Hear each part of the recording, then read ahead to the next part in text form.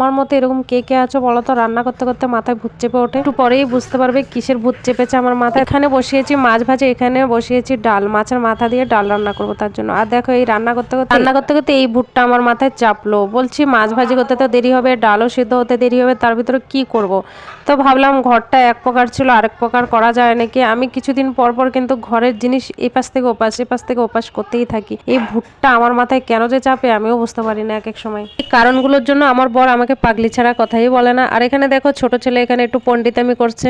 বন্ধুরা হলরুমটা গুছিয়ে একদম ডাইরেক্ট চলে গেলাম স্নান করতে। আজকে যেহেতু রোববার, বর বাড়িতে আর ছেলেও স্কুলে যায়নি, তার জন্য একটু লেটে স্নান করছি, রান্নাবান্নাও লেটে করেছি। হলরুমের লুকটাই চেঞ্জ করে দিচ্ছি। দুইটা মেশিন এক পাশে রেখেছি। খাটটা কিন্তু এভাবে লম্বালম্বি ছিল, খাটটাকে আমি এভাবে ঘুরিয়ে রেখেছি আর সুকেশটা এখানে রেখেছি। আর এই সুকেশটাতে আমি টুকি নাকি আমার মেশিনের জিনিসপত্রগুলো রাখি। এখন চলো ঘর গোছাতে গোছাতে কি কি রান্না বান্না করলাম তোমাদের সাথে একটু শেয়ার করি। আমসি দিয়ে কাতলা মাছের টক করেছি, কাতলা মাছের মাথা দিয়ে মুগ ডাল। এটা এখানে শেষ করছি, ভালো থাকবে, টাটা।